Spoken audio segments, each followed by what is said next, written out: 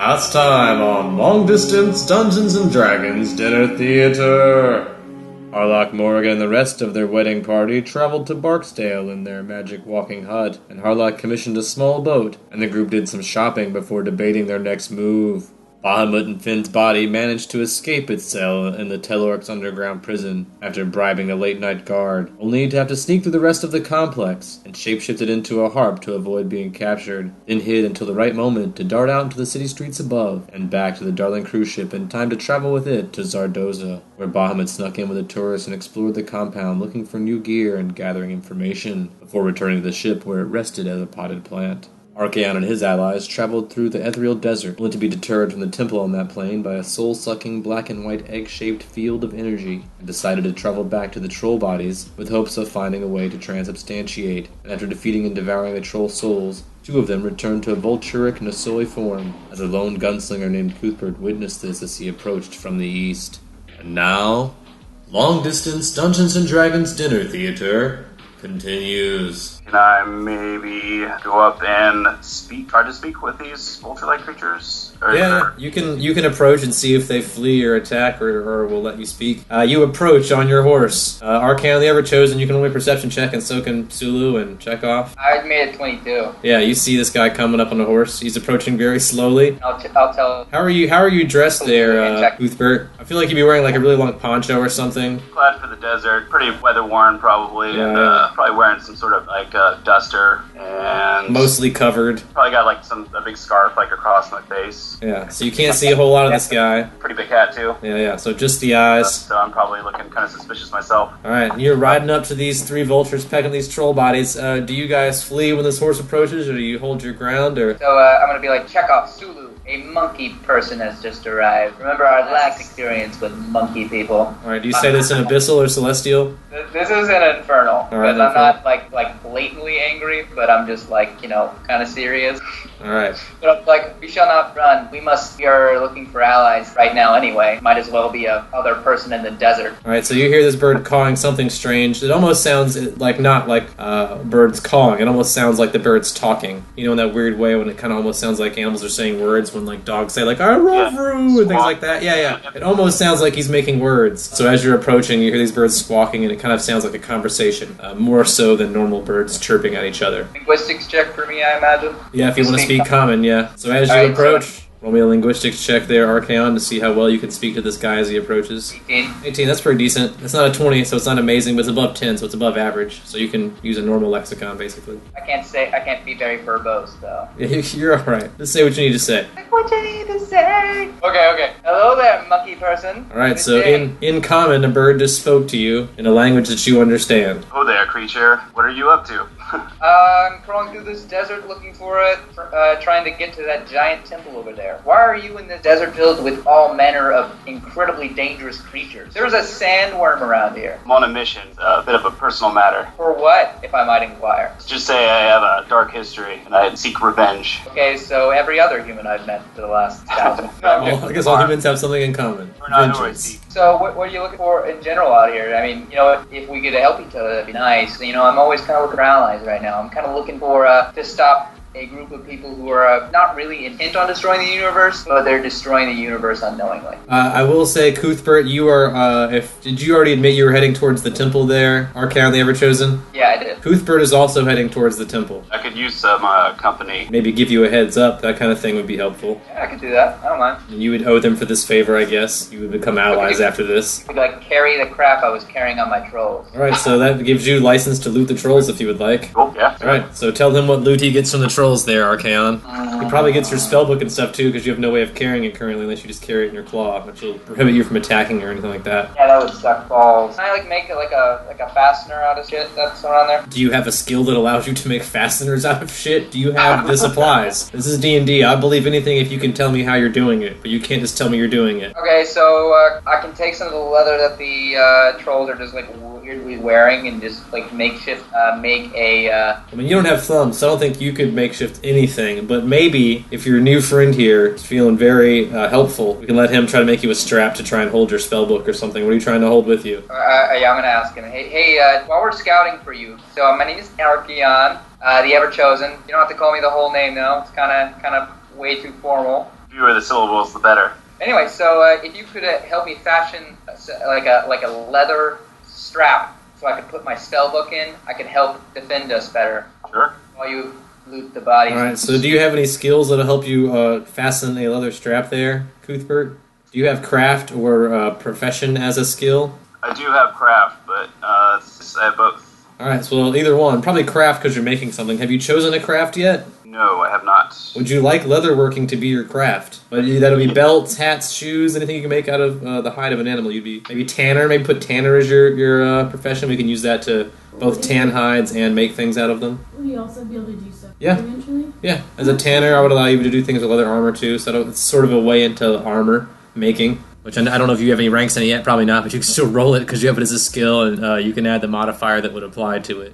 Fail. Either these straps of leather aren't very good, or he doesn't have his tools with him. He's not able to fasten a strap from the leather, at least from the supplies you have right now. It may not be his fault, but at least with what you've got, he's unable to make this strap stick around you, other than maybe like tying a knot, and he doesn't feel like that's very secure. You might just end up losing your spell book. He says maybe you're better off just letting me hold it for right now, and if we get into battle, I can toss it to you or something. Oh man, that would suck. He doesn't want you to lose your spell book. That's true. Yeah, just keep it with you for right now. That'd be awesome. I mean, I'm not going to do a lot of fighting while I'm scouting. We're going to be mainly trying to avoid shit. So you'll pack that, and what else do these trolls have on it that he gets to put in his pack right now, since he's looting the bodies? 3,250 gold. So you just made out like a bandit, dude. You can just walk away right now. Game over. I could retire. Probably 3,000 gold. Probably more than you can carry, except you have a horse. Your horse can totally handle it. We'll say your horse has saddlebags, too, so you can put it on your saddlebags. You haven't asked why a bird is talking to you yet. Does this normally occur to you? It's not weird at all. This is a weird desert, man. He's not asking any questions. I mean, yeah, I guess I know the dangers. Yeah. Like, well, I've seen weirder things too, I guess. I don't know. This is a weird desert. There's a giant sandworm. There's a giant sandworm in the desert. I don't think talking vultures maybe that's a good omen. I don't know. I don't know the culture here. Well, you won't be able to see me while I'm scouting because I'm going to be invisible. But if I see any trouble, I'll come back and be visible, and you'll just. What's the whippoorwill bird call? So he knows that could be the signal.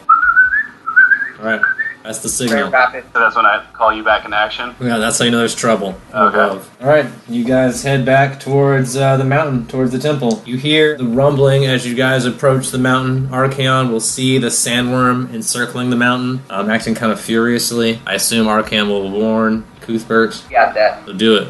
Oh, there's a giant freaking sandworm encircling the mountain like an asswipe. Alright, so roll me a perception check to see if you heard that. I assume you said that in common from above, really loud. Yeah, I guess you could just say that. Alright. I'm visible right now. So you come visible, you start yelling some stuff. What's your perception check there, Cuthbert? 23. Yeah, you heard that. This guy's warning you the sandworm's above. You're from this area, you know the best thing to do when a sandworm is around is to just be still. You immediately stop your horse, you cease, you freeze in place. That's all you can really do until the sandworm decides to go somewhere else. Back invisible again, just kind of circling around, watching for this sandworm to... Maybe if there was something you could do to help him. I mean, you guys are pretty close to the mountain now, and if you could get 50 foot up on the mountain, that the sandworm can't jump that high. It's like the wall that protects this desert. The sandworm can't get over it. So if you can get him 50 foot up the mountain, then what's the landscape like again? It's like we're in right now. You're in a flat desert, and then it goes. There's a mountain right in front of you that kind of is an iron mountain. It's sort of like craggy towards the bottom, and then sort of plateaus some more towards the top. And the temple's up there. The temple's on top of the mountain. Yeah, looks like a helmet. Is there a way to see if the worm is scoping the area, or it's just on a path somewhere? That's either probably knowledge nature check, or maybe survival, one of those two. Either one of those skills or the modifiers that apply to them. You can still use any skill, really. You just can't improve skills that aren't part of your class. That's the way we play. It's kind of a house rule, but... Yeah, I reckon I might try the survival since I have a modifier for that. It's just one. 3 point counts. What does survival do? Yeah, that'll tell you kind of what the behavior of this animal kind of represents in regards to all the other animals would be behaving this way. Kind of what does this behavior mean? Okay. You could probably fly better if you did. Tell you how to survive the situation. 15 plus 1, 16. Not great, but you know that as long as you're on the ground, you risk drawing its attention. If you can only fly like your friend over there, he's already 50 or 60 foot up in the air, just kind of circling. You knew if you were that high up, you'd be fine. You can pull out his spellbook if you want and flip through it. See if there's a fly spell in there that either you could try or that he would know and could do for you. Alright, well, I guess I'll do that. Peruse through the spellbook. What language are your spells written in there? Arcane they ever chosen? I don't assume you wrote your spells in common. No, they're in because I would have to do a linguistic. Depends on my mood and when I wrote that particular So it's it's either infernal, celestial, or abyssal. Okay, do you have any of those 3 languages as your languages? Probably for a gunslinger it's if you have more than 3 languages, it's very rare. And these languages he speaks are pretty rare languages, so it's not likely those are any of the languages that you speak. So you're going to have to roll a linguistics check to be able to make out one of these spells, any of them really, at all. But 10. Alright, yeah, you're having trouble reading these spells, so you can't tell, but you can maybe yell up to the bird or try to get his attention and, like, ask the bird if there's some, like, spell he has that may be able to help you. You know that if you were off the ground, you'd be fine. If he has some way to get you over to that mountain, 30 to 50 feet up, you feel like there'd be no worry. So then It's time to call in that favor. I holler up at him and ask him. What's that? We're all gonna come down. Okay, all 3 of you guys come can down find to him? Yeah, we're all coming. We all kind of like hovering right next. Make like a shout and you guys like come Alright, down. so yeah, they come down closer to you. They're not like hovering very closely overhead. You can actually feel the wind whooshing off their very large vulture wings as they circle you. Alright, and then I ask Ark, is there a spell that would help me get to your level? There was in the previous incarnation of myself here, but no. But what I can do for you is me and my 3 friends could be like African swallows. You are And, three pretty large vultures, and are you half elf? Is that correct? Oh, I don't think it can carry you and the horse at the same time, but they might be able to carry you and then the horse separately. I would have them do strength checks for both, and the horse would be higher strength check than you. I feel like all 3 of them could easily carry you. The horse might be a little harder. Yeah, if you're willing to try it, we can try it. No. That's probably mean. I guess, is there a way that I can probably like get the horse to follow me afterwards or something? Yeah, you could handle animal it to get it to follow you afterwards, like call it or Okay. something like that. That'd be fine. That was a terrible idea with the giant sandworm. Smart. I could probably figure its way around. We'll see. We'll see what happens. But right now, we'll at least get you off the horse and up onto the mountain. We're gonna eat our gold. Can't the horse just chill and we'll come The back horse and is find carrying it? the gold because the gold is in the horse's saddlebag. Got all, So all the goods. you can just tell the horse to stay. I mean, you can also handle animal and tell the horse not to move, and it'll wait for you to return as long as you have a high enough handle Oh, animal check with it. by the way, I had was on Chekhov who wasn't swallowed. He had 3 guns on him from those fat boys I killed. Yeah, so you have 3 extra guns. I forget there was wasn't it 1 pistol, 1 rifle, 1 musket or something? Yeah. So you actually I've just now obtained a pistol, a rifle, and a musket. 3 extra guns. Roll me a d20 for each one of those. And that's how much ammo you have for each one. Alright, first one, pistol, 11. Got 11 pistol bullets. Rifle, 11. And 7 for the musket. There you go. You know, this is actually working out great so far. Never thought it would. So now I guess I need to for handle animal and see if I can get my The horse to stay. Yeah. stay. Alright, so you're gonna get off the horse to prepare yourself to be lifted up by these vultures and be like, "Stay, boy, don't go anywhere." Shit, Do you have a name for your horse, or do you have a horse with no name? I think I've had Right the into check. the desert. have you been through the desert with a horse with no name? Yes, exactly. No name horse. No name horse. I like it. Well, stay no name. Roll me a handle animal for stay no name. It's only 6. And you can tell the horse seems kind of spooked. You can see the ground kind of moving around you guys, the sand sort of shifting, and here's the rumbling. You can tell the horse is frightened. Archaon and your allies, are you going to lift this guy up or what? Well, I mean, can I do a handle animal check? You can try and help, but you are a vulture. You Be can like, hey, man, cool. That's 11. Yeah, not great either. So yeah, the horse still seems frightened. I mean, there's a giant samurai moving around right in front of it, pretty much. You should just bury it right here and put like a flag. The horse. Bury the horse. Do like a snorkel. No, not the horse. And I think your horse is as good as dead at this point. Yeah. You're saying take off the saddlebags and put them somewhere like here and mark them. Oh, bury the saddlebags. Gotcha. Yeah, Yeah, I you was can wondering find if the we should gold take it with later. us or bury him to collect later. Yeah, I was gonna put an arcane mark, and that doesn't really go away. So I mean, Okay. so you guys are near the base of the mountain. There are some shallow caves here at the base of the mountain, 30 feet from you guys. If you could get the saddlebags over to there, it'd be easy to hide them in these shallow caverns away from the sandstorms, the sandworm. There'd be nowhere for them to vanish into the sand. Because right now the sand around you is sort of shifting and moving, sinking as the sandworm comes nearby. I feel like they might get shifted. oh, see, Brian's totally trying to kill us with that. I'm not trying to kill you. I'm just trying to say that sandworm is a pretty large thing, and your bag is not promised to stay in the same place if you put it just right here. But if you get it over underneath the mountain, I mean, you could carry. You're a bird, so you're about to carry this guy. If you could, all 3 of you birds also You lift stay right. a couple thousand pounds of Yeah. gold or whatever. I could take. If you stay right here, the 3 of us could probably take the gold that's in the saddlebag to one of those caves, flying with it, and then we could come back and pick him up. Yeah, that makes sense. All right, I'm gonna do that. All right, so if you're gonna roll d20s, every numerical value that you roll times 10 is how many pounds you can lift. So I don't know if you're gonna be able to carry all that gold as birds. You can add your strength Well, then modifiers and take tell out, me. Take out how much you can't carry, and we just take multiple trips. So I'll let you guys take a 20 if you're gonna do that, and just go back and forth and carry the gold into the caverns. So So you're gonna have to stand still and like I'll even let you roll an extra handle animal because you guys are gonna take a while like carrying this gold. So roll me another handle animal there, Cuthbert, to see if you can calm the horse down while they're carrying the gold back and forth to this little cavern just down the bottom of the mountain. That's a 14. Still not calm, but that's a little better. So you're talking to it very like in a calm voice, and you're like I'm not panicked. Look, I'm not freaking out. Our worm's not eating us. If you don't move, we're cool. But you can tell the horse is still kind of sweating it. But we'll say by the time you've done all this, you guys have been able to carry all the gold over into a cavern now. It's kind of, a lot of it's loose. There's now a saddlebag sort of like partially full of gold and like a couple piles of gold now in a cavern, which I assume you arcane marked using one of the spells you have left over still. It's a cantrip. Yeah, so you can use that over and over again, but only you only have like 3 of those cantrips a day though that you can use that many. But that's one of them. So you've cast that, you've marked this cavern. What did you mark it with? What did you write in your arcane mark? In what language? What does it say? Donald Trump was here. No. It's got to be 6 characters. So I'm gonna write. Okay. In say celestial. Okay, and 6 celestial characters. The one nice thing about celestial though is that it's a very succinct language, and there are no vowels. All right, here and. So that's HR, basically. You still have 4 letters left if you want. I don't need anything else. I'll be like this here. Alright, so HR and celestial. Chemical compound for AU. Here. Alright, so we'll say that's 4 celestial letters. But you wrote it. Alright. So you guys you've marked it. The horse is on this journey. We're gonna fly you to that mountain over So I need you and Sula check up to roll strength checks to lift Cuthbert here. How much do you weigh, Cuthbert? You're a half elf, right? Yeah, half elf. So they're typically like a little bit taller than humans, right? Yeah. Can be. Yeah. Yeah. Myself. It's up to you. Use your imagination. However tall you want to be. What's that? However tall you want to be, really. It's a fantasy game.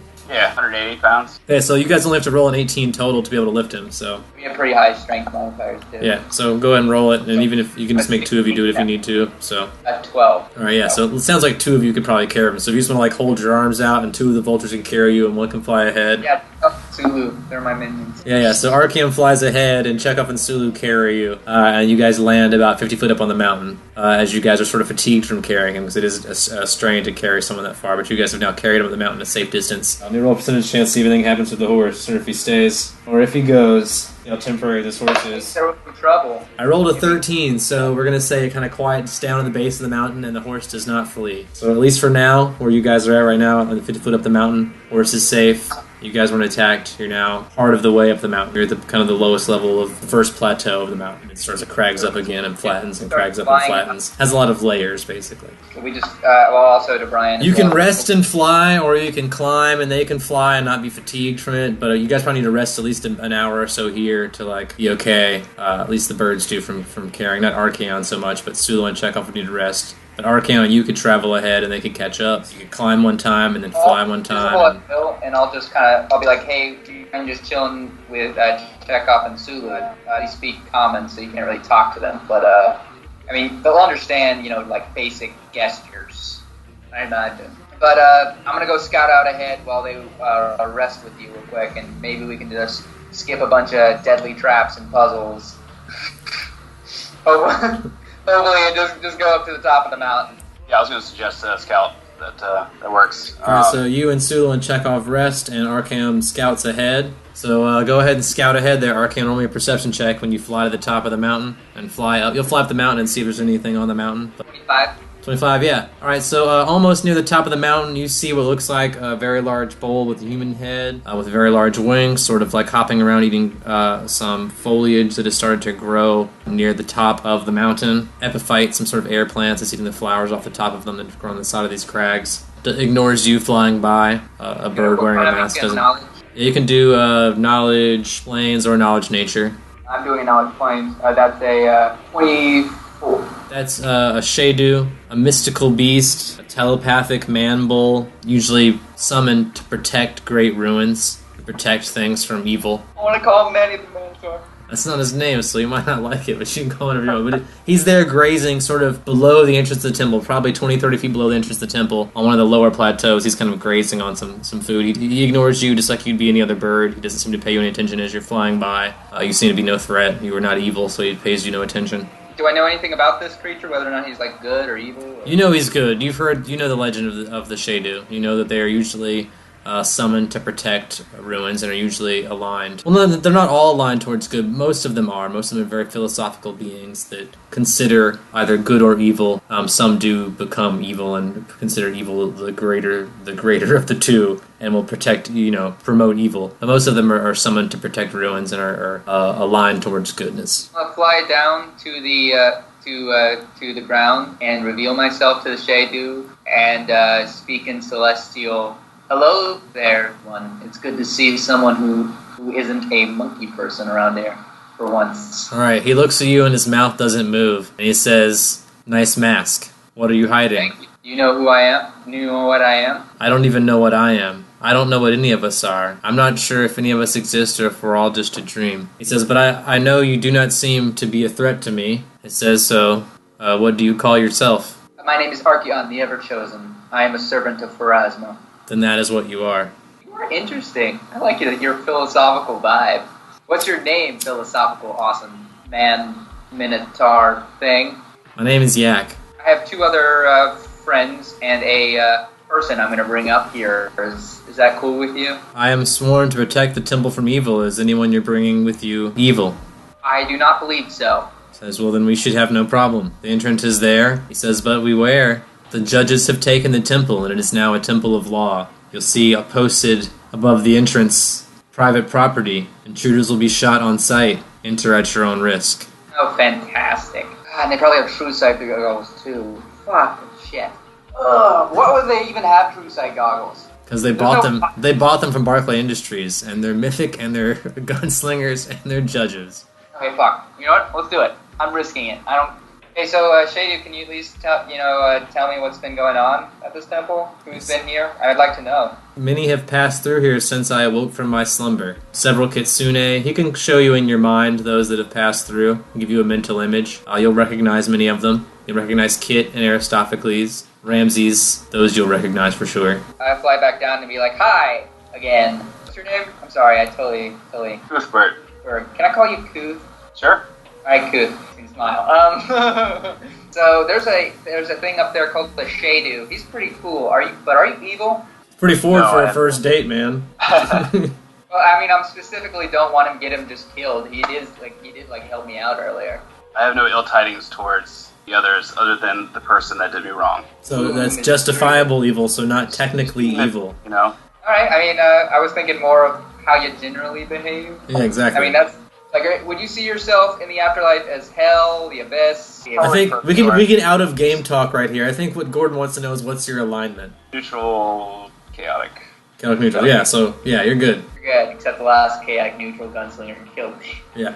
Well, other than that, so now you have to learn to trust a new chaotic neutral gunslinger. Because maybe it'd be good to have a gunslinger on your side. That way, if you go up against that gunslinger again, you could have like a gunslinger to back you up, and it'd be a gunslinger versus gunslinger battle. That might be the only thing that can save you, really. Fight firearms with firearms. Let's you up on that mountain. All right. All right. So you guys, what are you doing? Climbing? Or are you going to carry him and rest? Carry and rest. What are we doing? Carry and rest. I vote carry and rest, so we can skip a lot of bullshit. How far could we go with carry and rest? You can get all the way up there. You just have to we could just take a 20 and say you guys do it. I mean, it takes about a week to get to the top of the mountain doing this, but you guys are after 7 days able to reach the top of the mountain. Shadu is sitting there by the entrance, top of the Helmet Mountain. He's like, hey, what's up, Shadu? He's just sitting there, staring at you. Doesn't say anything, of course. Does Ark not relay the information to me from what he heard from Shadu earlier? He just yeah, I think he just asked if you're evil, and that was it. And then let's go. Maybe I pull Ark aside and ask him who this Minotaur-like creature is standing in front of the temple. That's all right. That's Yak the Shadu. Yeah. And while Archaon's saying this, you'll hear this and another voice in your head at the same time. In unison. Like, they do, speaking into my mind or something? Yeah.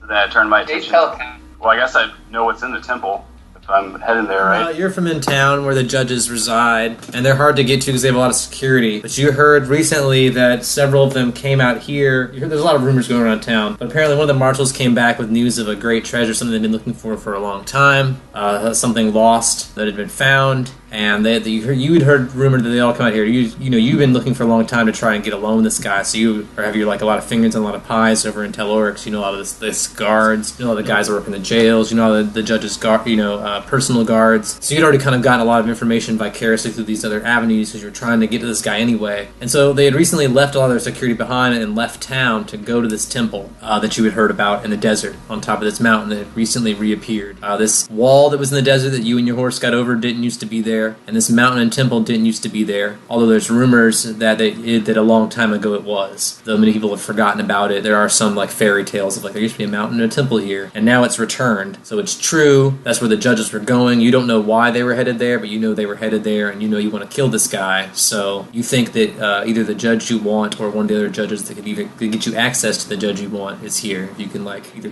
get one hostage and be like, take me to, it's gonna be Judge Nagelrad. Is that your dad? You still haven't seen his mouth. You don't know. Some guys are secretive about stuff. Judge Ragamuffin? So you think Judge Nagelrad or one of the other judges may be here, which you would know that you're local, so you would know the names of the other judges. Currently, the other judges of note are either Judge Reinhold or Judge Mesner. There is a fourth judge, but he's a minor judge and is more like a judge when they want a day off, kind of like fake judge. All-around guy. That's Tim. He's like a sheriff that's got promoted as high as he can get, and he's like the next in line to be a judge when they retire, and he works on their days off, but has no real power. Those are the three that have power here in town, really, and you would know that. These three judges pretty much run everything on Tel Oryx and this whole island, really. They're the whole government of the whole island, and law. They try at least. They send deputies and sheriffs out to the other territories and try to maintain their idea of what law is in all these other territories. It doesn't always work. So you may have been living in one of the other outlying villages or territories, not in the city of Tel Oryx, where the judges are, but you have your information from there. You probably have information on all these territories. You're from this area, you're on a horse, you probably get around. So I'm going to give you a lot of bonuses as long as you're on this island as far as knowledge, local, and geography, and etc. But yeah, you guys are able to make it to the top of the mountain.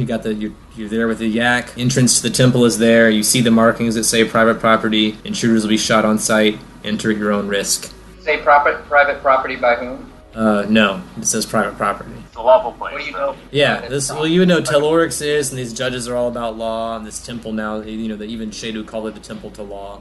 Yeah, so if the bird goes into the temple, which I guess if you guys are going to walk through the door? The first door is wide open. I imagine him like opening. No, he's just sitting there watching you, but he's not going to say anything if you go in. Oh, okay. We don't have to really like talk to him. He just senses evil. Yep, he has the way to detect evil magically. So okay. He's telepathic. He can read your thoughts. If you were evil, he would already know it. Okay, I gotcha. So yeah, I guess we enter the temple then. Yeah, he has no reason to prevent you. You guys enter room 1 of the temple. Yay, room 1. All right, as you guys enter room 1, do all 4 of you enter? Well, I can't really open doors, so. Well, the first door is already open, so you can just go in. But as you guys enter the first room, an alarm will start to sound. The first room has a sand floor.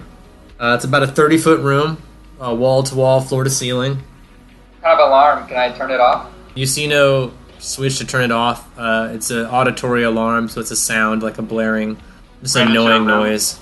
There is something written on the wall in Kelnarin. It's lucky for you. Cuthbert will know because he's from the island. Kelnarin is a lot like Common. It's just slightly different. It was sort of like whenever this island was taken over by Kelnar Tritharian, who brought the language Common to this island. He civilized the jungle folk here, the wild people of Kelnar, which at the time was a vast jungle island before the desert sort of expanded. And it was sort of a blending of those two languages, but it's very, very close to Common. And you can read it there, Cuthbert, so you will read aloud on the wall as the alarm is sounding. The more you take from me, the larger I will grow. So then I'm flying. You are flying, but you're flying in a 30-foot room, so your space is limited. The door has closed. The door has slowly closed behind you. So it's not closed yet, but whenever this timer reaches 0, the door will close, and you'll be stuck in this room until you solve the riddle. Yeah, there's a sand floor, 4 stone walls, and a stone ceiling. It's to be made of like a very dark iron. Let's go to the other side. Me up. That door over there. Well, the only door was the one that you guys came in from the outside. What do I see? What do I see then? You see 4 walls, one with a door, you see a ceiling of iron, and you see a sand floor, and you see this riddle written on one wall. Sort of lower on the wall, though. Should we just start digging? Hell, I got nothing better to do. Yeah, I mean, we don't really have any other option, so I suggest we start digging. and fast. Alright, so you guys dig. So give me a strength check to dig, or whatever other skill you think is a good dig skill. The ceiling lowers 1 foot as you guys dig a 1 foot hole. No, I had 18. Alright, so you're a bird, so you're not much help, but you start helping dig as much as you can. I'll let you guys all dig together, and we'll say that you guys are able to dig a little bit faster than the ceiling is able to lower. You guys will reach a hatch.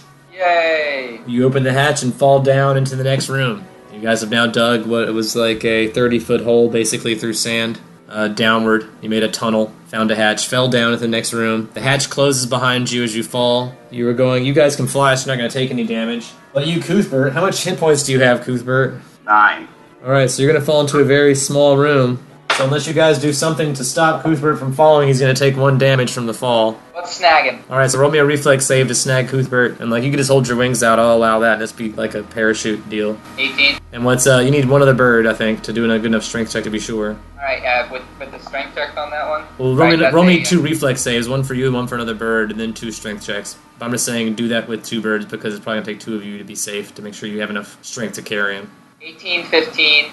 Those are both okay. So those both are good reflex saves. Now give me the 2 strengths. 18 and an 18. You guys do wonderful. He's like light as a feather. The birds save you from falling. They lower you slowly to the ground. This room, though, is completely dark now that the hatch is closed. I can see in darkness. Alright, you see on the walls there are some torches that could be lit. Ignite. Alright. Wait, do I see anything else? You do. You see a large automaton standing alone in a blackened stone room. So the room seems to be all charred black. He seems to be guarding an exit hatch. So just like the hatch you just came in, there's another hatch, but he seems to be standing right in front of it. And there are 3 torches that could be lit, so you can see what else is going on. What's the automaton made of? The automaton is mostly stone. What kind of stone that matters? It seems iron also. A lot of the things here just seem to be iron. He's also like an iron robot. Okay. Is he a robot in disguise? No, he's an actual robot. No, he's not fun at all. Alright, yeah. What are you up to for this, Kurt? Cooth.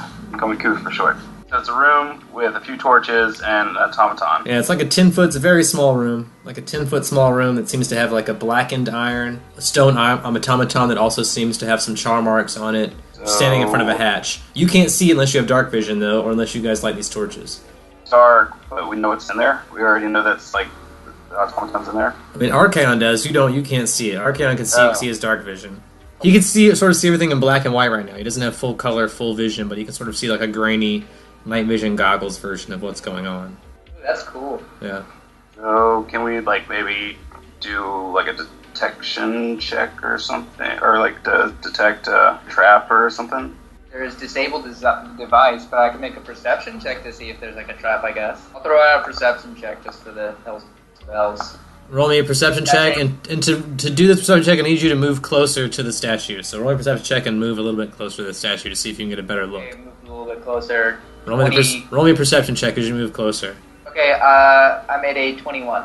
The 3 torches light themselves, and the automaton says, "This hatch is password protected, and every day the password is changed. Say the password to proceed or prepare to be eliminated." There are 3 torches lit in the room and is now normal light. You can see the stone robot. You can see the hatch behind it. You heard it say all this stuff out loud. I'll have one of my birds be a distraction and then vanish because of invisibility at will. You run towards the hatch, open it up, and we all go inside.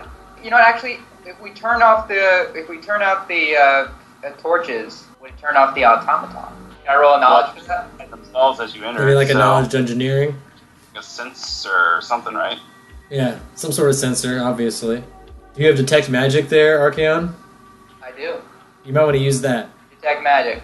Alright, you do detect magic on both the stone automaton and on the hatch. And you also sense protective magic on the hatch. So if anyone was to try and open it, they would probably be at risk. Unless they follow through with whatever, either disabling the magic on this hatch or solving this puzzle and figuring out the password so that the hatch would be allowed to be open. It changes any day. Can I go hint? No, I forgot my you password. can't go hint. You can listen to what the guy said and defer from what he said the answer to the riddle, or you can just try something else. Those are your 2 options in this room. So he said, "This hatch is password protected, and every day the password is changed. Say the password to proceed or prepare to be eliminated." Password is changed, quote unquote changed. Every day the password is changed.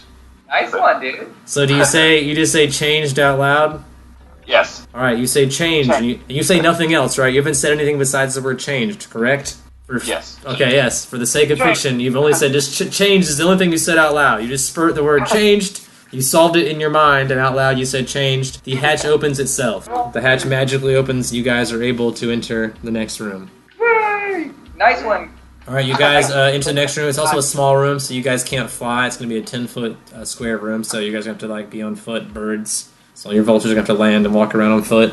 There's a small 10-foot square room of marble. There's a small 2-inch hole in the floor. The automaton from the previous room closes the door behind you, so you guys are now slammed in this room. It goes dark, so you can no longer see anymore. Before the door closed, you did see that something was written on the opposite wall. I can still see it, right? You can sort of still make it out. With your dark vision, it says HIJKLMNO, and then below in a smaller font it says, "You may find me hard and cold, or you may find me hard to hold, but I am always within the air. If I am gone, you'd best beware." Water? HIJKLMNO. Can you repeat it again? You may find me hard and cold, or you may find me hard to hold, but I am always with you in the air, and if I am gone, you'd best beware. Water. Gordon's correct, but that means you need water in this hole in the ground to proceed. I can do that as a cantrip. Bam, water. Cast water. Alright, you cast create water. It pours down the hole. The amount of water that drains into the hole begins to open a door on the other side of the room. It takes 10 rounds to open the door fully. How long can you create water for? Is that a cantrip? Yeah, so you can just do it for 10 rounds and the door will hold open as long as you're creating water. So you create water, the door is being held open as long as Arcane's creating water. You guys are able to proceed to the next room. The next room is what looks like a 20-foot by 80-foot hallway, lined with a number of stone golems that I now have to roll. Ah, bugger. 29. There are 29 stone golems that come rising out of the floor with the letters XQQME emblazoned in their chest with a glowing flame. So it's a totally dark hallway. There is no light except for all of them have a rune emblazoned in their chest. XQQME written in Kelnarin. Each is armed with a large stone club, and there's a hatch at the other end of the hallway. So then the hallway, there's a hatch. 29 of them? Standing there, like, looking at them, or they on the wall? There are 29 of them, and they are in between you and the next hatch. They have come up from the floor. They seem to be attached to the places on the floor they are, but you would have to pass them to go down the hallway. I can't walk. It would be like a gauntlet of golems to go through the hallway. The letters are emblazoned on each one of their chests, so each one has this written on their chest. Oh, okay. Gotcha. Yeah, The room tall I enough? still win them. Yeah. Okay. Yeah, it's not a tall enough room. You guys would have trouble flying this room. The ceiling's too low. It's like a 10-foot high room, so you guys would have trouble flying through. You'd probably have to go through on foot too, which reduces your move speed a lot. But What are you thinking, Kooth? so it would take the birds 8 turns to get into the hallway. It would take you probably 2 to 3. Assuming it's another riddle, the way this tipple's been going so far, maybe there's an easy solution to it. Probably. 2 Qs? Yeah, Okay. But 2 I thought I heard you Qs. say 4. Multiple Qs. It could be more than 2 Qs. It could be 4. It doesn't matter. Some probably have more than 2. Some are XQQME. Some are XQQQME. The number of Qs probably changes from statue to statue, but the rest remains the same. Oh. Hold on, I'm thinking this. Thinking. Excuse me! You say excuse me, and the one in front of you turns sideways as if to part. Way to go, Gordon! So you say excuse me to every statue. You guys say excuse me, what was that, 29 times, I assume? 29 times you say excuse me to a statue, they part and let you pass. You guys are able to make it to the next hatch without getting hit by these stone golems. You enter the next room, which is about a 40-foot square room of what looks like pure obsidian. In the middle of it is a bowl of ever-burning fire, so this actually room is already lit when you walk in. Etched into the glassy surface is... We must be fed to live, but water will cause us to die. The greater the gift you give, the longer you will survive. Darkness is death, you must embrace the light. The hatch behind you will close, and my timer will once again begin. Alright, more grease in it? Throw grease in it? We've had this discussion, this is butter. If you want to add I butter, know, but it can still What's that? up. if you want to add butter to the fire, I'll allow it. Starts to smell like hot butter. Stink, but it would burn. Hot butter coming out of my brand new single butter biscuit. Is there any other entrance or exit or whatever? Hatch. No, you don't see anything. Okay, so it's not about feeding the flame, it's about... What if I just killed them? It was like water. You can do that if you like. Didn't it say darkness is death? Yeah, it did. That's why I'm saying, yeah, I wouldn't do that. Okay, so... Gotta get that fire a hug, embrace the light. Look at that troll, man. Pick it up the fire. What is it? Would What's you the fire like to lift the bowl of obsidian? Oh, it's sitting in a ball of obsidian? Yeah. Yeah. Let's pick that up. You can roll a strength check. What's that? You can roll a strength check to lift the bowl. Check. Okay. You take 7 fire damage, but the bowl does sort of slightly lift, and you do see a hatch beneath when you do that. You do take 7 fire damage, and you drop the bowl. Hey, I have fire resist. Me and my brothers can do this. I think it's a little too late. Now that his hands are all burnt to fuck, and he's probably down to very little HP at this point. 2 HP. The fire is starting to shrink. The more it shrinks, the more the shadows start to grow. You see eyes and teeth sort of forming out of the shadows, like hungry shadow demons coming to devour you if you don't get out of here soon. Alright, me and my bros are gonna pick up this thing. Alright, so roll me a strength check to lift this hot bowl. How much fire resist do you have? 5? I have 10. Okay, then you're probably fine. Yeah, So the three of you need to roll strength checks to lift it up and see the hatch beneath. 19, 15. Yeah, it does exactly 10 fire damage. You guys exactly resist all of it, and nothing really happens. They're lifting up this bowl. You see the hatch beneath. You can open the hatch. Alright, let's open the hatch. You open the hatch. You guys, the entrance is revealed. You guys need to enter though, so I guess I guess Cuthbert goes first, and how do you guys get down without dropping the bowl, like him being stuck there without you? I guess you can move the bowl over, maybe? Are you moving the bowl, like, to the left a little bit or something?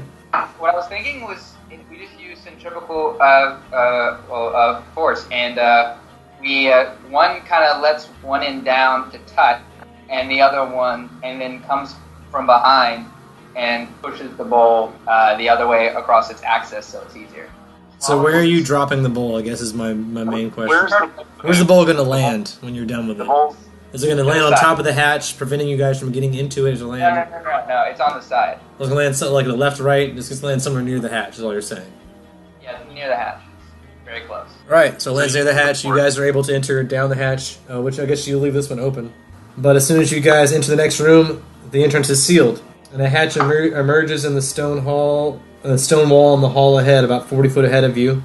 It's completely dark in this hall, so unless you have dark vision, you don't see any of this. But the hatch above you closes, the light goes dark. As that's happening, you start seeing another hatch emerge at the other end of the hallway as the hatch behind you vanishes. If you have dark vision, you can see written, carved in stone above the hatch, ECNALG. Glance backwards.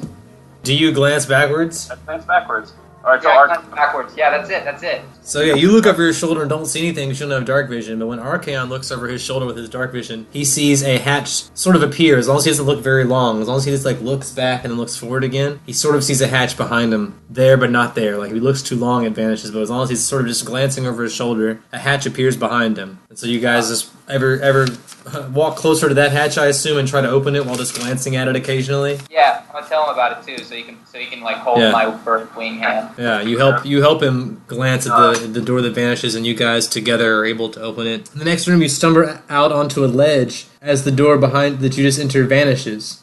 So now you're just on a ledge with the wall behind it, a solid wall. There's a hatch about 90 foot away on a 10-foot ledge that leads to the next hatch. There's a hatch about 90 foot away on another 10-foot ledge.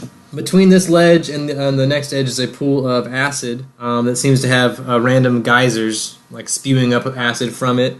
Hey, I have an idea. Floating, there are torches already. When you come in this room, there are torches already lit, so you guys can all see just fine in this room. Floating atop of the acid is a small white boat that seems to be impervious to the acid. Next to the boat, there are 3 statues. The boat seems to be able to carry 1 passenger and 1 statue. The boat is tied to a post, and on this post are instructions carved into it in stone. Next to the post are the statues. The one statue is a dwarf wearing a sign that reads drunk. The next statue is a halfling with a sign that reads thief. And the third statue is an orc that is wearing a sign that reads murderer. The instructions read, deliver these 3 unharmed to the other side of the lake. But be warned, the drunk wants to kill the thief, and the murderer wants to kill the drunk, and the thief is sure to steal your gold. Unless they all reach the other side safely, you will suffer their fate. The drunk is the dwarf, the murderer is the orc, and the thief is the halfling. And they are stone statues that are not alive on this side of the lake, but as soon as you put them in the boat or reach the other side of the lake, they become living. They can move around, they're animate. They seem to be easy enough for Cuthbert to lift and put into the boat and lift out of the boat. They're not huge statues, they're humanoid-sized statues. At most, one probably weighs about the same or a little bit more than he does. But it seems like he could probably get it into the boat and out of the boat. He would need to do that in the right order that the statues don't harm each other, or he might suffer their same fate as the plaque warns. Alright, so let's solve this riddle. We can't take the drunk first. The murderer wants to kill the drunk. Yeah. Drunk wants to kill the thief. Take the murderer, The orc, yep. and then we take the drunk. Wait, no, do we take the thief? And then we take the dwarf.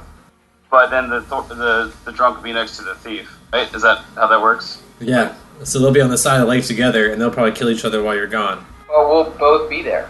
I mean, so then you're going to have to be part of that. Your roll for initiative to be part of a battle to prevent that from happening before you can return with the other one. So that's just going to be like a number of, buying time for a number of rounds. So if you want to try and do that, you can. There is more than one of you there. But that's going to be a battle. That's going to be a battle versus solving the riddle properly. But you can do that. There's only one of us going to be on the boat at a time? One of us plus... Okay. Yeah. Only one of you on the boat. You seem to be the obvious choice because the rest of them can fly. So then I'll take... Murder and the... Okay, well... Yeah, the drunk wants to. Well, so could our, fly across and just be on the other side and just wait for me to, push? Yes. Yeah, he can wait for you over there. Him and Chekhov and Sulu can wait for you over there. We'll say that the three of them fly to the other side of the acid lake. I have to roll a percentage chance to see if the geysers get you. So I'm going to roll 3 percentage chance once for each of you. It's a miss, a miss, and a miss. So 3 misses, but there were geysers spouting up all around you, but you guys were able to dodge them. You're now on the other side of this acid lake. Cuthbert is on the other side with 3 statues. Cuthbert, what do you do first? Basically, the law of this riddle is whatever happens to the statues happens to you. Apparently, if you were with them, you can prevent them from attacking. Like the person in the boat, the officer, can prevent them from attacking each other, but no one else can. So The murderer goes first, then the thief. Nobody's hurting each other. And then we take the drunk over, and the officer's there when he gets over there. Then... if you take the murderer first, and the drunk wants to kill the thief, they'll be left alone on the other side. Like they'll kill each other while you're gone. What do you mean? Why would we be gone? Because you're going to get in the boat with the murderer and go to the other side of the lake. You're on the first side. You're on this side of the lake now. Okay. You're going to leave the two. If you leave the two of them alone, they can still kill each other. As soon as you leave on the boat, the other two are going to come to life. As long as all 3 of them are there and nothing's happening, they're stone statues. But as soon as this goes into effect, they start coming to life. So if one of us is in the boat, we could either be both of us could be the lawman. Either one of us could be the lawman. Yeah, anyone in the boat could be the lawman. Whoever loads the statue and rides the boat across is the lawman for that particular statue. And is able to prevent him from doing anything. Well, so even on the other side, doesn't that same rule apply? Yeah, that's what I was thinking. I mean, on the other side, they're going to come to life, but you're not a lawman unless you've been in the boat with them. Unless you've tried to transport them, you're not a lawman. You're only lawman in the boat. Yeah. Gotcha. Yep. Okay. But if they all have to get there eventually, then it doesn't matter. They're gonna kill each other. Yeah, but you're supposed to try and prevent that. That's the riddle. And if you accompany them, you can prevent that if you are the lawman. But if you are not with them, you cannot prevent that. So if you get in the boat and leave them behind at any point in time, them all on the acid, and they all died. yeah, so possible. That also prevents anything. But then you might suffer their same fate, which was part of the thing. So if they melt in the acid, you might also sink in the acid. Do you have an immunity to acid? Probably not. So if you ride the boat with the orc, you're the lawman for the orc. You're not the lawman for anybody else. So you can't control. You can only control the statue that you rode in the boat with. Oh, so on the other end, you have to take control of the person. You have to take the person last who won't murder the other people on the other side. So you can't leave any pair on either side of the lake that might kill each other. As soon as you put one to the boat, they start coming to life. As soon as you activate the riddle, they start coming to life. Once you flipped up the first one, they start coming to life. Correct. As As soon as you put one in a boat, the riddle starts activating. And they'll be alive in the boat, they'll be alive on both sides of the lake. So you can't leave anyone behind that might hurt someone. You can't take, So then... I gotcha. Okay, I got it. So I take the drunk, put him in the boat, and then take him to the other side. Alright. And So the drunk wants to kill the thief, so you're cool with that. And the murderer wants to kill the drunk, so there's no one there that anyone wants to kill right now. So the murderer and the thief are getting along fine. You take the drunk across, makes the sort of a rocky boat ride in the acid. Roll me a reflex save to not fall out of the boat with the drunk rocking the boat. Rock the boat, baby. Your gun's in your face. 7 plus 7. 14. So 14. Yeah, not great, but not enough to fall in either. So you will take just 3 acid damage. So you are now unconscious, not dead. You see this guy get splashed by some acid because of this drunk statue. Do you have any way to prevent that or heal him? We'll grab him and we'll take him back over here and then we'll stabilize him. Alright, so you cast Stabilize. He's not bleeding out. He's still at -1 hit points, though. He's unconscious, but he's not bleeding out. He's not going to die. He is stable. Right. You guys have now taken him off the boat. The drunk has now reached the other side of the lake. The boat is now on the other side of the lake. He's still in the boat, rocking it back and forth. But it's just sort of docked on the other shore. You've carried him back to the other side, the original shore you guys came from. He's stable but still unconscious. All right, well, we can't just. I can't really heal him. I don't really have anything to heal him with, so he's just gonna have to recover. Naturally. So you guys want to rest? Side. Like the drunk is by himself on the other side, and then everything. The drunk's by himself on the other side. The thief and the murderer are awake on this side. You see the murderer sharpening a stone knife that is carved into his hand, so he can't remove it. It's like part of what his hand is, but he's like grinding on his teeth and making it sharper. The thief is like totally eyeing you guys, and sort of like you can tell he's sort of eyeing your possessions, even though it's a stone statue. He's like looking at what you guys have. So you feel sort of paranoid. You don't have anything, but you see them like looking at your friend like they're going to rob him in his sleep. So you guys are sort of like standing in front of him, like calling at these statues, trying to keep him back, so they don't murder or rob your unconscious friend. Roll me an intimidate check to keep him away while he sleeps. 23. All right, so that's enough to probably intimidate these statues to keep their distance while he rests. How long would you like to rest there, Cuthbert? So 8 hours. So roll me a D8 plus your Constitution modifier. It's 8. 6 plus 2. So yeah, you're back up 8 hit points. So you're revived now. You're awake. You're still a little beat up, but you're almost all the way healed. So you're almost to full condition. Okay, monkey person? You see the boat on the other side of the lake. You see the thief and the murderer on this side of the lake acting suspiciously, of course. Well, you see the boat on the other side. And you need to get over there and get that drunk off the boat and get these other guys on the boat. The boat's way over there now. So I need to get Ark to fly back over? Yep. Alright, buddy, I gotta carry you back over to that boat. Wait, is the drunk still wailing around? The drunk is still on the boat, rocking the boat. But you could also just the boat has hit the shore, so you can also just land on the shore and take the drunk off the boat and not be in the boat with him. Like that, man. Okay, yeah. So you don't have to risk the acid damage. You can just get to the shore and like take the statue out and then just boat back across. Yeah. Okay. So yeah, Ark takes me back across, right? Yeah, I'll assume that I'll give you guys a 20 on that. You can do the strength check enough. You've done enough times. You carry him across the water. He takes the statue out, places it on land. It drunkenly stumbles around this side of the acid beach. You hop back in the boat. The boat goes back across the lake to the other side where your 2 other passengers are waiting. What do you do next? I thought I had this figured out in my head, but I think I think I got it. Let's see. Drunk's there.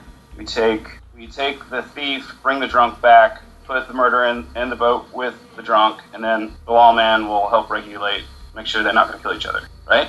No, because only you and one passenger can be in the boat at a time. Oh, shit. Well, yeah, so, yeah.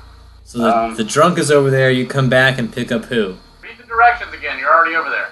The directions state, Right deliver now. these 3 unharmed to the other side of the lake. But be warned, the drunk wants to kill the thief, and the murderer wants to kill the drunk. And the thief is sure to steal your gold. But unless they reach the other side safely, you will suffer their fate. Got it. So we took the drunk over there, and then we take the now I got this in my head. I'm remembering that Janie. When you're on the We can take the orc there. No. We can take the thief there, and we can take the dwarf back. Say what they are, not their race. Yeah, don't say the race. Say drunk. Say the name. Okay. So we took the drunk over there. Yep. Then we take the thief over there and take the drunk back. Yep. Oh shit. No, because then once the the drunk and the difference? murderer are on the same Well, side. then, okay. But he's going to switch them out. He's then going to pick up the murderer and take the murderer over, right? That's your next move, right? Yeah. Leaving the drunk by himself. Yeah.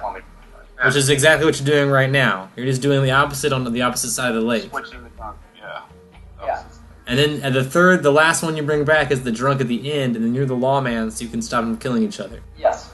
Correct. Nice. You solve the riddle. Yeah. You were able to get all 3 across safely. So the hatch opens, and the 3 unruly criminals hop back in the boat and ride over to the other side together. That's friends. And then line up next to the plaque again, waiting for someone else to come solve the riddle. Door slams. right. The door slams behind you as this happens. You're standing in sort of a cylindrical room. As the hatch behind you closes, it becomes pitch black again. You hear a voice saying, "I am the beginning of eternity, the end of time and space, the beginning of every end and the end of every place." And then the floor vanishes from underneath you, and you begin falling, 10 foot per round. I fly. You fly. Your other 2 friends fly, but your friend here is not flying, so Bro. you have very little time. You have probably 2 rounds before he probably dies from fall damage, unless you solve this riddle within 2 rounds. So you have 2 tries to solve this riddle, basically. I'll give each character that's here 2 tries. So that's 2 tries for Cuthbert, 2 tries for Sulu, 2 tries for Chekhov, and 2 tries for Archaon to solve the riddle. you're going to take a 1d6 damage per every 10 feet you fall. So if you don't solve it within 2 turns, it's going to be more than 2d6 damage, which is enough to probably take you out again. So catch him. Okay. Yeah, Or you could catch him and grab him. You guys want to try that? You can just strength grab him, but the fall's going to continue. The hole will continue being a hole. So you guys want to do strength checks and reflex checks to try and grab him so he doesn't take fall damage? Yeah.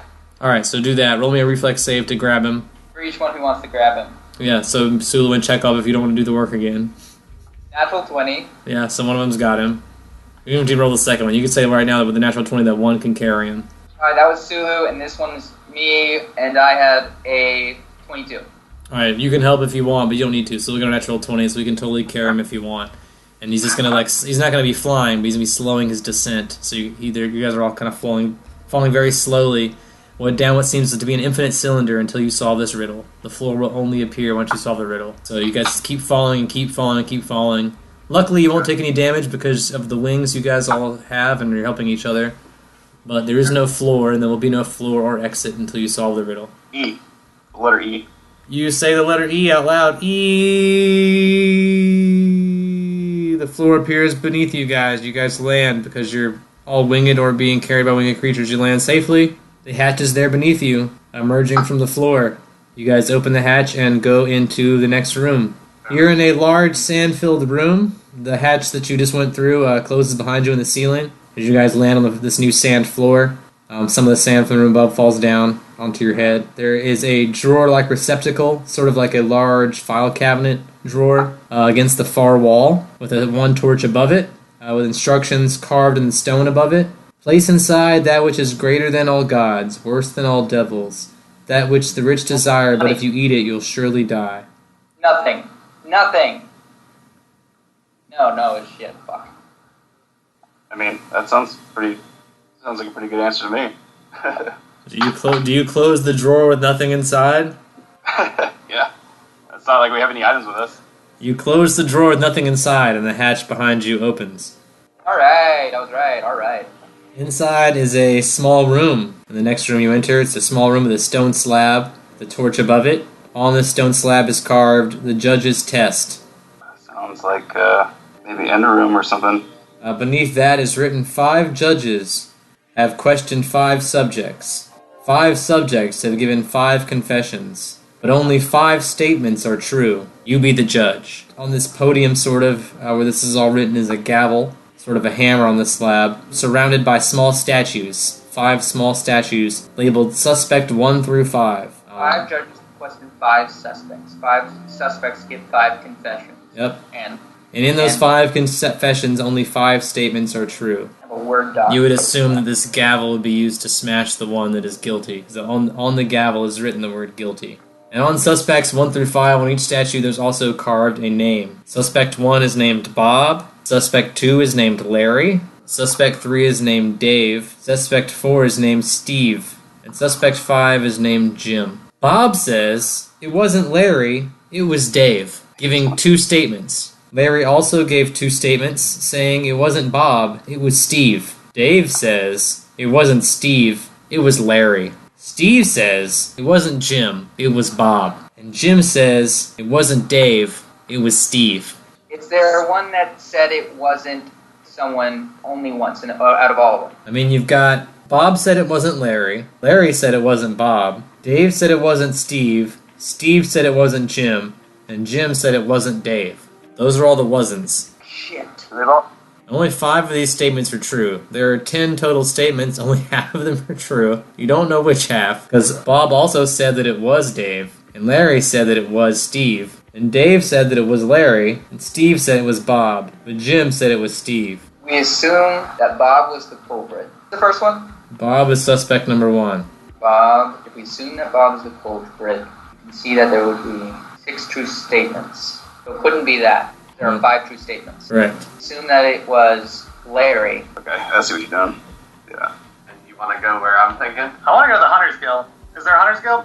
There is a Hunters Guild here. There's a membership fee to join. It's called the Gurren Moon. is the name of the guild hall here. It seems to be full of a lot of hunters. A lot of them seem to have sort of like a YMCA situation set up there. There's a lot of bunks. A lot of them seem to sleep and live there, share meals there. It seems to be led by one of the dukes. So it seems to be in one of the larger dukes' homes. But it seems to be like a lot of citizens are staying there, a lot of hunters have taken up residence in this very large mansion, basically. And that seems to be the group of hunters here in town. Well, can I talk to someone and see what the membership fee's like? Or, hey, Yeah. and if there's any requirements that I need to fulfill? There's 1,000 gold membership fee to be able to allowed to hunt on their private hunting grounds. That's a quarterly tax, so every 3 or 4 months they collect this tax from you. Yeah, that's a dangerous game. Yeah, I don't really need to kill anything. But we do need to be able to walk on their land. Be hunting on their land. Yeah, can we get a pass to go through their town at least? I mean, you're welcome to walk around in town. They seem to enjoy your company here in town. But their private hunting ground, like especially your giant walking house, you assume they would take offense to that. But if you guys like walked along the coastline, you seem to be fine. As long as you just stay off their hunting ground land, you seem to be able to move around just fine. Alright, well, you guys want to spam the time then? That's why we built the boat. Well, that's why we're waiting until the boat's done. We're spamming the time until the boat's ready. Yeah, we'll sail. Yeah. Alright, you spam 5 days. You wait for them to finish building you a shore-going vessel. What are we doing in these 5 days? Straight chill. Straight chilling. You guys go to more horse races, anything? The boat is completed. It is ready for you and your crew to get on board. All at full health in this 5-day span. Yeah, you've had time to rest up. You have no reason to be anything lower than full health this time, I don't think, unless you had lost a shit ton of health. You guys are able to board this boat. If you want to leave your hut behind and leave people in the hut, or what are you doing? I don't know what you guys are doing, really. Are you guys going to hop on this boat and try to go to Delbrook? That's your plan? Well, we can't go anywhere near the marsh. I'm saying we got the boat. Yeah, the boat's a shore boat. You have to stay next to the shore, which is the marsh. Oh, the marsh is inland. There's no marshes all. It's basically all marsh next to Delbrook. Yeah, it's a marsh all around Delbrook. Ocean. That's all. But you have to go along the marsh to get to it. Yeah, you have to go along the marsh to get there. Seriously? And open water. Well, we're not. The boat's not. Oh, it's a big boat. You got a bigger boat.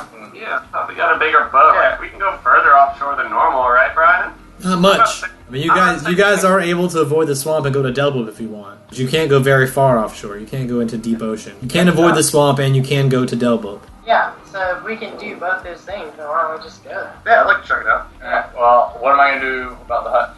Shrink it? Do you not have like a shrinking ability? I can reduce person, but I think it's a magical artifact. I don't think I can actually reduce it. I mean, it's your hut now. It's not like anybody can steal it. Yeah, Anyone can steal it. There's a goddamn screen door. That's the front door. Bad vibe. But what about bag Yeah, of I didn't realize what I was getting myself into. bag of holding? No, it's It's just the giant. size of a house. Your bag of holding isn't open that big. Chill in the boat. You've been sleeping in it for the past few. And you can leave some people behind, like Juwan still is sleeping, so Aristophanes. You leave Juwan, Aristophanes, and Kit behind in the hut. And Froderick if you want. Ramses. So you leave some people behind in the hut and hope that they guard it well enough, or at least if someone comes in the hut, there's people there. Don't stay, man. It's not fun if you just sit in one place. Well, I don't have any other choice. Don't let this stupid hut like ruin your game. Though. Like it's not fun if you have to sit in one place. 3 people that are staying in the hut. Yeah, I want to use all my hero points and get my crystal and canopic jar back. This hut is not as cool as I read about it when I read about it online. I mean, besides chalk marks on the walls, you don't see a whole lot. Well, in Beetlejuice, they had to draw a door handle on there before the door opened. Yeah, so can I, does it have to be chalk or can I use my ink? I got chalk. You can use whatever you want, but if you draw a door with ink, it's going to be harder to remove. So you're creating one door to one room. I'll say with your Arcana knowledge, you would know that this hut has an ability to open infinite doors to infinite rooms. The trick would be creating the different doors and finding some way to differentiate them to make sure you can get into the same room more than once. As long as you have something to draw the doors on the walls. If it's something like chalk, then you can erase the door, and that way you have more wall space. Alec, can I have all your chalk? Go for it, buddy. Sweet. I'll buy something pretty later. I'll get Caesar's So basically, if you draw a door and mark it with a letter of the Wizard's Code alphabet, so I guess that creates you, 27 rooms or something? Yeah. You now have 27 rooms that are the same size as the room you're currently in, which I believe is 45 by 45, something like that. Wood floors, wood walls, kind of basically just like this room, except no windows like the room you're currently in, that you can just fill with whatever you want. And as long as you draw the same door again with the same mark, you can open the door to that same space. You'd be warned not to put living things in there, because just like a bag of holding, once the door is closed, there's a limited amount of air in that room. So even if you go into the room, it's not wise to usually close the door behind yourself, because you have to actually redraw the door on the wall to get back out, etc., etc. So you also need me to cast open to open these doors and close to close them. Not a problem. I've got all that taken care of after Yeah. So as long as you can do that, you can get in and out of these magical rooms. You now have access to 27 extra dimensional spaces that you can store things in. Okay, exciting. Well, we could try doing one of these little teleport things with my cauldron before you guys go We running. could end up literally anywhere, though. Yes, we could. Why don't you use I mean, that Cersei rotary- would know the recipe. Like, if the ingredients are usually representative of where you're going. I think she already kind of knew that. So if you have something like from a certain area, if you guys have some artifacts from somewhere, or something that reminds you of a certain place, or from, I don't know. So what if we go there and collect some shit, like some soil and shit from there, and you can use that as the shit to teleport? I need 2 things to make a key. Yeah, it takes two ingredients, and if the soup is eaten, if you guys actually eat the soup, the ingredients reappear in the pantry. If you guys don't eat the soup, the ingredients are spoiled and are wasted, and you still teleport, but the ingredients don't reappear. But if you guys eat the soup after creating the soup, you teleport somewhere, and the ingredients reappear in the pantry, so you can come back again. Alright, so should we sail there and grab some ingredients? Why don't you set Frederick up by the front door guarding the place, and then we'll go. Yeah. Right? They sit out here in acrobatics. Plus the families and all them were Yeah, still they're in all there. Like, just assume Frederick would wake them up if we weren't there. Alright. Hey, come on, did you get a bunch of rings of protection and amulets and stuff? Yeah, things to Yeah, get those extra ones lying around. Yeah, full strength potions, invisibility potion, natural armor, amulet, and then ring of protection. And then gold. Just one of each. Alright, cool. Just hold on to it. Yeah, I thought there was. Yeah, I got one of the gold potions. There's only one amulet of natural armor, but there's like 4 rings of protection. Well, could me and Bronze Wizard get a ring? Yeah. Come on, you got another one for your big blue friend? Yeah. Ring of protection? Wow. Got one more left. I don't know who needs one.